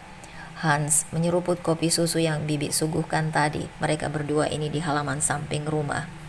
Duduk di kursi santai dengan meja persegi dari kayu. Tepat menghadap lapangan kecil, berumput karpet. Juga tanaman bunga warna-warni di sisi taman itu, rumah yang akhirnya dibeli oleh Trenggono dan diberikan pada Olivia sebagai hasil jeripayahnya pertahankan bisnis Maria. Olivia tak pernah meminta bayaran untuk itu, ia hanya menjalankan tugas semampunya. Namun kata Trenggono, dari pemasukan bulan lalu naik 20%, ia sungguh tak menyangka itu. Lo sudah kelihatan sukses mendidik Saka, anak itu makin manis saja sikapnya, ucap Hans memecah keheningan saat tadi. Masih belajar Hans, aku mau masa kecil Saka bahagia seperti anak lainnya. Hans menatap gadis berkerudung hitam itu sekilas, ada senyum di bibirnya. Baru belajar aja gitu apalagi kalau udah ahli. Amin, moga Olivia ini makin hari makin baik. Sementara itu Erlan, di mana? Masih di kantor Mas? Bisa ketemu saat makan siang saja? Gak bisa Mas, ini mau keluar sebentar, terus nanti ke workshop juga, bukannya kita janjian sore. Ya, oke ya sudah, nanti sore saja kalau kamu sibuk. Setelah mengakhiri telepon, Olivia sejenak terdiam, menatap layar ponselnya. Ada apa dengan Erlan? Ketemu berdua mau bicara apa? Olivia lumayan merasa tak nyaman, tapi ini hanya akan sekali. Setelahnya ia harap Erland datang bersama Rania. Mungkin saja ini untuk suatu hal penting, entah apa itu. Olivia diantar sopir menuju kantor pengacara Charles. Mereka sudah dibuatkan janji oleh Abisar dan ternyata ia sudah ditunggu. Mbak Olivia Az-Zahra? Iya pak. Mari ikut saya. Pak Charles sudah menunggu. Nah, itu beliau, ucap lelaki itu lagi. Begitu di pintu masuk, seseorang berkumis tebal. Oh, Olivia sudah datang. Tepat waktu juga kau ya cantik, ujar lelaki itu dengan logat khas Batak. Olivia mengangguk sopan, tersenyum sambil menangkup kedua telapak di dada. Iya, saya Olivia pak. Ayo, silahkan duduk. Ia dipersilahkan duduk pada sofa berbingkai kayu mengkilap. Minta Johnny bikinkan minum doh. Siap Charles, saya tinggal keluar dulu. Lelaki berkepala licin itu keluar setelah mengangguk sopan pada Olivia. Akhirnya kita bertemu juga Olivia. Ini suatu mukjizat buat saya. Apa kau tahu umur saya berapa? Lelaki itu meminta Olivia menebak. Benar boleh nebak? Bolehlah, kan saya yang suruh. Lelaki bercincin besar dengan rambut tebal setengah telinga. Kayaknya sekitar 50-an ya pak, tebak Olivia setelah beberapa saat menilai wajah Charles. Salah, ayo tebak lagi. Kau betul, saya kasih kau mobil kesayangan saya si kuning. Santailah kau, kita baru bicara serius nanti. Olivia menahan senyum. Masa nebak usia saja hadiahnya mobil? Bapak pengacara itu ternyata suka bercanda. Lebih muda apa lebih tua pak? Lebih tua lah. Memang kau lihat saya ini masih ABG begitu? 60 tahun? Wah, encer sekali otak kau. Tebakan kedua ini betul. Lelaki berjas putih itu bangun dari duduk, menuju meja kerjanya, lalu menarik laci, mengambil kunci mobil, bergantungan smile kuning cerah. Ini untuk kau nona cantik. Olivia tak bisa menahan senyum.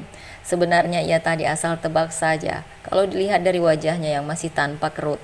Lelaki di depannya ini bisa dibilang masih terlihat di bawah 50 tahun. Kunci mobil? Olivia menaikkan dua alis melihat benda itu menggantung di depan matanya. Ya, sama mobilnya lah cantik. Kau tidak lihat tadi di parkiran? Nanti kau pulang bawa saja. Saya masih punya banyak di rumah. Dengan cepat Olivia menggeleng. Duh pak, maaf. Tadi cuma bercanda. Kau bercanda, saya serius. Ayo, kita mulai bahas tentang papamu itu. Charles mengambil berkas setelah Olivia dengan ragu menerima kunci mobil dari pria itu. Kita bicara santai tapi serius ya, ucap Charles terhenti saat minuman untuk mereka datang. Lalu lanjut menjelaskan apa yang Abisar inginkan sejak awal. Ternyata Charles begitu serius saat bicara berhubungan dengan pekerjaan. Menjelaskan detail warisan mana saja yang akan menjadi hak Olivia. Bahkan semua sudah berganti nama langsung atas namanya. Abisar itu akan tetap menyampaikan amanat ini untuk saya selesaikan, walaupun beliau sudah meninggal atau belum bertemu dengan kau. Bersyukurlah beliau yang memang tidak berusaha mencari, tetapi bertemu secara alami. Saya sampai ikut terharu begitu beliau menelpon saya. Waktu itu semua mau dilimpahkan langsung, tetapi kondisinya belum tepat, kata beliau. Jadi saya mengikuti saja. Kapan? Papa urus ini semua sampai sudah ganti nama saya, Pak, tanya Olivia dengan suara gemetar. Oh, itu kerjaan Charles, jangan ditanya. Semua berkas kau dari keluarga Munawarman sudah kami dapat, sudah diganti ke akte lahir kau yang seharusnya. Berkas orang tua kandung Olivia tertera nama ibu kandung dan ayah kandungnya Abisar. Tanpa terasa air mata Olivia menetes. Kau anak yang kuat, saya bisa melihat itu. Charles berusaha menghiburnya. Olivia melihat ada 5 aset berupa 3 lembar tanah, 1 apartemen, juga 1 rumah atas namanya. Ia tak menyangka Abisar yang terlihat sederhana sekaya itu, tapi saat ini ia hanya merasa agak syok. Pak, bisa minta tolong? Saya percaya Bapak bisa simpankan ini semua untuk saya. Saya belum membutuhkan semua ini. Kalaupun Pak Abisar mau ambil, silahkan. Sesaat Charles menatapnya. Oh begitu, baiklah. Saya tahu Kau butuh waktu, berkasnya akan saya simpan di tempat aman. Di mana aksesnya? Bisa non Olivia bebas gunakan. Iya Pak, terima kasih banyak atas bantuannya. Ya, sama-sama. Saya tahu Abisar sangat bangga memiliki putri seperti kau. Sayangi beliau selagi masih ada usia. Sungguh ucapan itu membuat dada Olivia sesak. Ingin sekali ia langsung menemui papanya itu dan memeluk seerat mungkin. Karenanya sepulang dari kantor itu sebelum menuju workshop, Olivia ke rumah Abisar terlebih dahulu. Sesampainya di sana, Olivia langsung mencari lelaki itu. Ternyata setia di tempatnya yang biasa, duduk di kursi goyang dekat jendela. "Papa?" Olivia, lelaki itu terkejut melihat keadaan putrinya yang berurai air mata.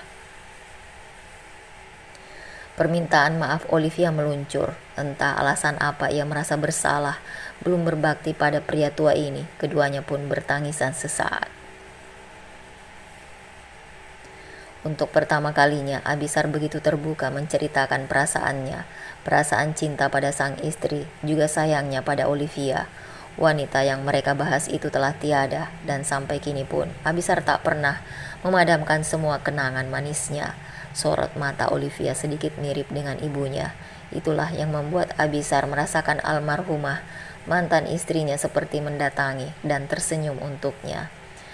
Tak bisa berlama-lama karena ada kegiatan. Olivia harus ke workshop. Sepulangnya dari rumah Abisar, ia sengaja memakai kacamata setelah menyemprot kulit wajahnya dengan face mist, biar sedikit menutupi bekas tangisannya tadi, meski matanya masih tampak lebam dan hidung berair. "Assalamualaikum." "Hai, apa kabar nih semuanya?" "Waalaikumsalam, hai juga Mbak Olivia." Sapaannya dijawab hampir bersamaan sekitar 10 orang di ruangan workshop ini. "Sehat-sehat kan semua?" "Alhamdulillah sehat." "Olive makin cantik aja," puji manajer yang mengurus tempat ini saat Olivia sedang tidak di tempat. "Nila juga cantik banget." Keduanya cipika-cipiki sebelum masuk ke ruangan lain, membahas mode rancangan baru untuk aksesoris bulan depan. Hampir 2 jam di sana, baru Olivia kembali ke kantor. Ia membereskan beberapa sisa pekerjaan, sebagian dibawa pulang untuk dikerjakan lembur di rumah. Memimpin 2 galeri, 1 workshop, juga perusahaan distribusi yang pengirimannya sampai ke Eropa. Beruntung untuk 1 galeri, ada yang kerjasama dengan teman-teman Maria. Jadi ia tak terlalu repot di sana. Getar ponsel dari dalam tas saat Olivia baru duduk di mobil. Sopir yang mengemudi, ini karena terenggono, agak khawatir ia mengendara. Olivia belum lama bisa mengemudi, dan mobil itu untuk keperluan pekerjaan. Telepon dari Erlan. Setelah mengucap salam, Olivia bertanya ada apa, dan ternyata Erlan sudah menunggunya di sebuah restoran. Padahal Olivia mau pulang dulu tadinya.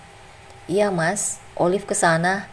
Ia meminta sopir mengarah ke tempat alamat yang disampaikan oleh Erlan. Mungkin ini hanya sebentar, pikirnya.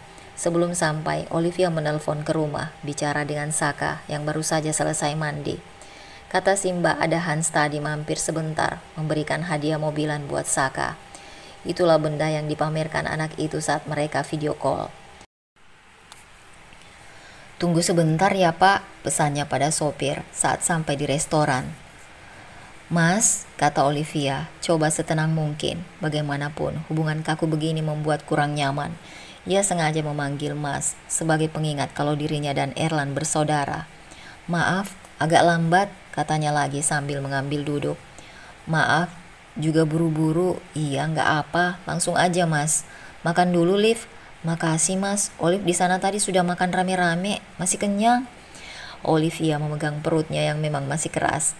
Belum setengah jam makan soto Jawa semangkuk penuh. "Baik, aku juga nggak akan makan kalau kamu nggak." "Minum aja boleh," ujar Olivia cepat sambil tersenyum lebar. Setelah pesanan yang segera datang itu diseruput, Erlan mulai menyampaikan maksudnya. "Sebelumnya aku minta maaf membuat hubungan kita jadi begini." Erlan memulai dan Olivia menjadi pendengar. "Memang aku akui saat ini sangat menyukaimu, dan rasanya sangat sakit saat tahu kita sedarah. Aku sempat tidak bisa terima jalan hidup yang begini, Liv. Tapi mau bagaimana lagi, ini kenyataan." Olivia menyeruput lemon tea-nya karena merasa tenggorokan kering mendengar kalimat Erlan itu. Setelah 2 tahun, bahkan setelah menikah dengan Rania, aku coba menetralkan rasa itu, Liv. Sulit memang, tapi aku rasa mulai berhasil. Alhamdulillah, refleks Olivia. Cuma hubungan kita jadi kurang nyaman. Kamu sepertinya takut padaku, tidak seperti dulu. Mata Erlan menatapnya dengan arti tanya. Mas Erlan sudah menikah. Saya nggak nyaman aja kalau Mas ketemu saya tanpa Kak Rania. Loh, kenapa bisa begitu? Oke, baiklah. Lain kali saya ketemu kamu, aku akan ajak Rania. Dia itu kan kamu tahu rumahan banget, sukanya dapur, masak, taman. Ya, seputaran itu aja. Kalau keluar agak sulit ngajaknya, kamu juga harusnya main ke sana. Dia sering tanyain kamu. Olivia tersenyum lebar. Ada lega menjalar di ruang dadanya. Baik Mas, kapan-kapan Olive dan Hans ke sana. Tak disangka, senyum Erlan terbit amat tulus. Ya, ajak Hans. Dia juga masih suuson sama aku. Bawaannya kayak pengawal istriku. Olivia ikut tertular tawa Erlan. Suasana kaku lenyap. Obrolan tentang keadaan Abisar. Juga sedikit tentang Chicken Rocket yang sukses buka cabang sampai di daerah. Jangan bekerja terlalu keras. Kalau sakit tidak bisa menikmati. Percayakan sama karyawanmu, kamu juga perlu buka diri untuk berkeluarga lagi, pesan Erlan di akhir pertemuan mereka. Sungguh itu dirasa seperti pesan kakak pada sang adik. Olivia merasa terharu. Di tempat lain, suara lantunan ayat suci mengisi ruang luas berlangit-langit tinggi, keluar dari bibir ratusan orang yang duduk berkelompok, membentuk lingkaran. Tadarus sampai hatam menjadi rutinitas menyejukkan setelah Isya. Seorang pria berkoko putih dengan peci hitam di antara mereka tampak khusyuk. Sebelum ini bacaannya banyak yang salah, tapi dengan cepat ia perbaiki di sini setelah benar-benar belajar siang malam. Sebuah keputusan besar ia ambil untuk dirinya sendiri. Yuda merasa sebelumnya sangat jauh dari agama, labil, dan mudah emosi. Ia ingin lepas dari semua sifat toksik itu. Dan pondok pesantren, ini jawabannya. Belum 2 minggu di sini ia sudah tampak lebih tenang. Dengan menjadi pribadi yang baik, ia ingin merayu Tuhan agar diberi kesempatan memperbaiki kesalahannya pada Olivia. Assalamualaikum nak, apa kabarmu? Yuda menelpon papanya setelah selesai. Waalaikumsalam, alhamdulillah Pak. Papa sehat-sehat kan? Tenang saja, papamu ini makin tua makin sehat. Tawa berat Trenggono mengikuti kalimatnya. Alhamdulillah kalau begitu, Pak. Obrolan bapak dan anak itu berlanjut hingga puluhan menit. Sedetik membahas tentang pekerjaan yang Alex tangani sementara Yuda di sini. Juga ada tentang kabar Olivia yang ada main ke rumah bersama Saka. Tolong jangan katakan Yuda di sini ya, Pak. Tidak, Papa belum bilang apa-apa kecuali dia bertanya. Pasti Papa tidak bisa bohong. Kekeh, Trenggono terdengar lagi. Kalau dia tanya, jangan lupa Papa kabari aku.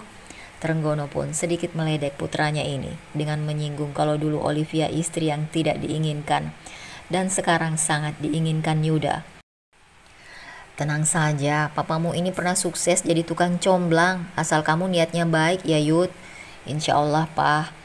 Mereka kembali sesaat membahas kucing Yuda yang dititipkan di rumah. Lalu telepon berakhir dengan senyum dan Yuda juga papanya di seberang telepon. Hubungan yang makin manis antara papa dan anak ini tak pernah semanis ini. Lo tahu kenapa gue suruh lo ajak Simbak sama Saka? Tanya Hans sambil nyetir mobil menuju tempat janjiannya dengan sang calon.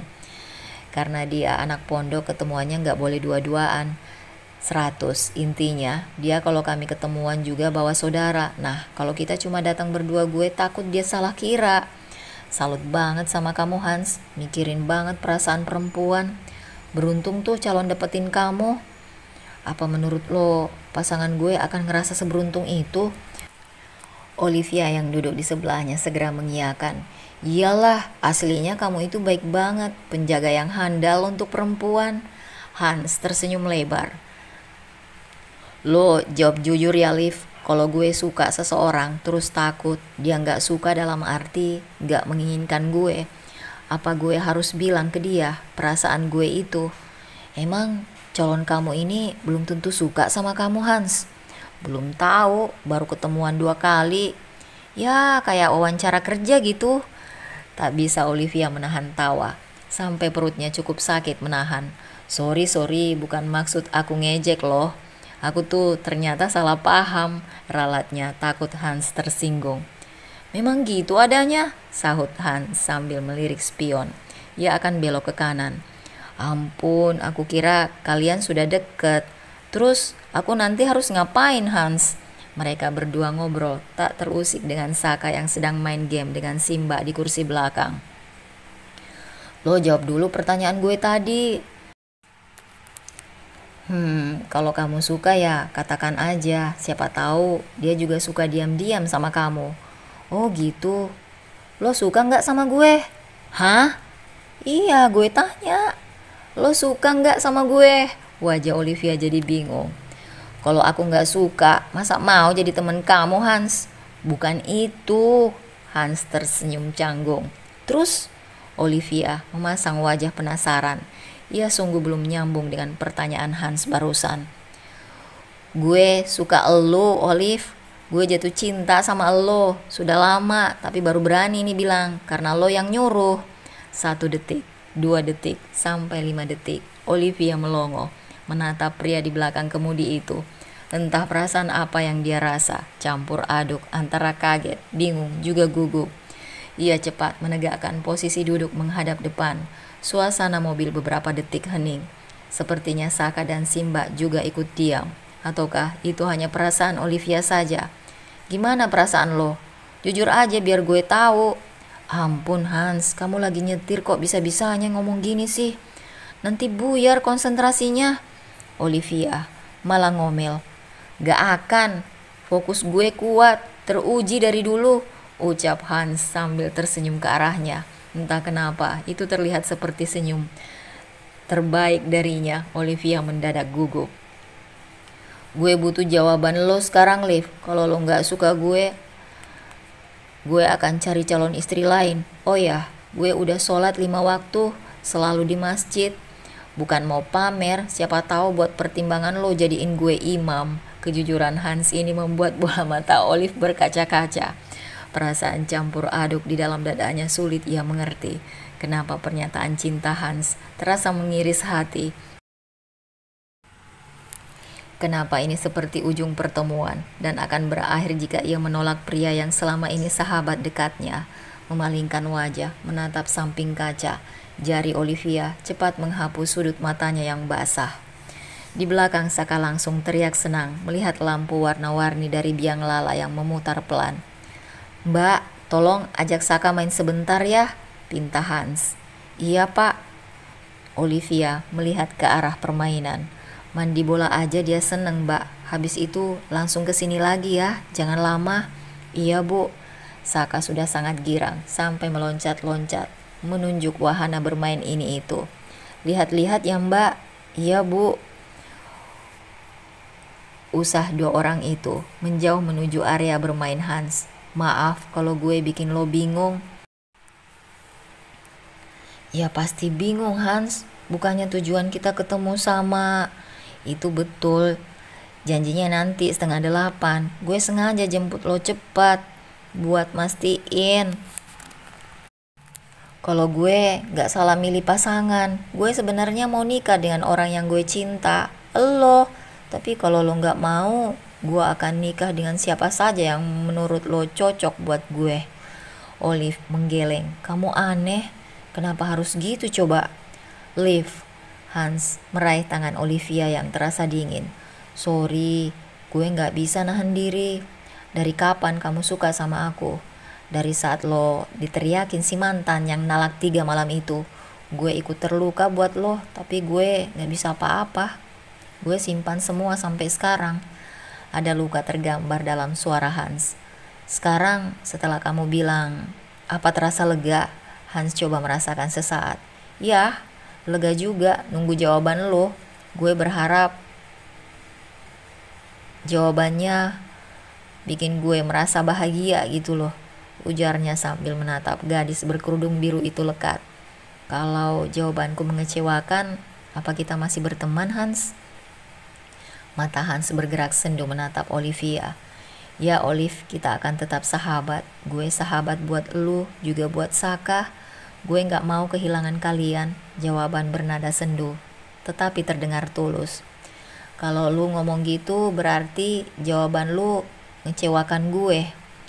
Oke, gue paham. Hans mengambil air mineral dari samping jok mobilnya, minum hingga habis segelas. Hans, no, I'm okay. Jangan khawatir. Setelah menghela nafas panjang, Hans tersenyum. Gue keluar sebentar temenin Saka, boleh kan? Olivia hanya bisa mengangguk. Makasih buat penilaian lo, Liv. Sedang gue coba dekati, kalau jodoh kami akan menikah secepatnya. Kalau enggak, please doain gue dapat istri yang baik. Sebaris pesan dari Hans atas pertemuannya dengan gadis bercadar itu semalam. Setelahnya, ponsel Hans tampak tidak aktif. Balasan Olivia belum terbaca, bahkan hingga 2 jam kemudian. Seminggu kemudian ia mendapati kabar kalau Hans batal melamar gadis itu. Hans sendiri yang mengatakan saat mampir ke rumahnya. Alasannya? Tanya Olivia sambil memotong brownies buatannya untuk Hans. Belum jodoh, sahut pria itu enteng. Ya juga sih, Olivia menimpali ringan. Gue denger si mantan ada kesini. Iya, sama papa teh, julukan Olivia untuk Trenggono. Karena ia punya 3 ayah, jadi kalau cerita akan menyebut inisial biar tak salah tangkap lawan bicaranya. Oh, lama? Hans bertanya sambil memasukkan sepotong brownies besar ke dalam mulutnya. Gak juga, ngobrol sebentar. Ngobrolin apa? Itu tentang rencana Mas Yuda. Rencana apa? Hans, kamu gak akan marah kan kalau aku jujur? Katakan aja. Hans, Mas Yuda kemarin sekalian datang melamar. Papa teh berharap kami kembali kayak dulu juga. Jawaban lo? Olivia menatap Saka yang tertawa bahagia saat motornya melewati Simba. Aku belum bisa buka hati, Hans. Kalau aku sudah coba, banyak keraguan buat aku mulai membina rumah tangga. Empasan nafas lega Hans terdengar hingga ke telinga Olivia. Coba lo ke Andira lagi, bicara dari hati ke hati. Mungkin aja ada yang lo tahan. Bukan karena lo sakit, tapi lo butuh melepas beban yang gak kelihatan itu. Saran Hans. Pernah juga Olivia terpikir. Ia belakangan merasa agak banyak pikiran. Di lain tempat, Yuda ikhlas usahanya kembali pada Olivia tak mendapat jawaban sesuai keinginan. Seminggu kemudian ia langsung meminta Trenggono melamar mantan santri pilihan gurunya. Pernikahan akan diadakan sebulan lagi. Jodoh tidak ada yang tahu meski itu sudah direncanakan. Ia yang sangat ingin kembali menikahi Olivia ternyata tak mendapat kesempatan. Olivia pun telah mendapat jodohnya sendiri. Setelah beberapa kali bertemu Andira, masalah Olivia mulai terbuka. Ada hal yang ia takuti dan tak ia tahu. Ia takut kehilangan seseorang. Seseorang itu siapa? Hans bertanya saat Olivia cerita. Mendapati pertanyaan hanya dibalas senyum, maka pria itu menebak. Lo nyesal si Yuda akan nikahin orang lain. Senyum Olivia makin lebar. Bukan dia. Oh ya, siapa? Aku ternyata takut kehilangan kamu, Hans. Diri kamu yang sudah akrab denganku dan Saka. Kami mungkin takut kehilangan. Mata Hans membulat. Bibirnya sedikit menganga. Ia sungguh tak percaya ini. Alhamdulillah. Artinya lo juga suka gue kan, Liv? Lo cinta gue juga? Mana ku tahu ini cinta atau bukan. Makanya kalau serius, cepetan lamar. Oke, gue lamar besok. Apa yang terlihat seperti bercanda langsung membuat Hans mempersiapkan diri. Persahabatan mereka sudah berjalan lama. Ia kenal Olivia saat benar-benar bercanda atau serius. Sebulan berlalu, usai akad dan resepsi, sepasang pengantin sudah kembali ke kamar untuk beristirahat. Lelaki bertubuh tinggi tak sabar memeluk istri yang hanya setinggi bahunya. Ini kayak mimpi. Akhirnya kita suami istri, kata pria yang tak lain adalah Hans itu. Iya, masih kayak mimpi. Kamu ijab kabulnya pakai bahasa Arab. Aku sampai deg-degan. Alhamdulillah lancar. Gini-gini gue bisa 4 bahasa termasuk Arab loh. Hans tak bermaksud menyombongkan diri. Ia memang cepat menguasai bahasa. Mulai sekarang kayaknya kita banyak mengenal. Lama berteman ternyata banyak hal yang kita nggak saling tahu. Aku akan belajar jadi suami yang baik untukmu, Olive. Ucapan kaku seorang Hans berubah sebutan lo gue pada istrinya. Dalam hati ia berjanji akan menjaga belahan hatinya ini hingga maut memisahkan. Olivia adalah istri yang sangat diinginkannya. Terima kasih ya Bunda Cantik sudah bersedia mendengar cerita ini hingga tuntas. Sampai ketemu di cerita selanjutnya. Bye-bye.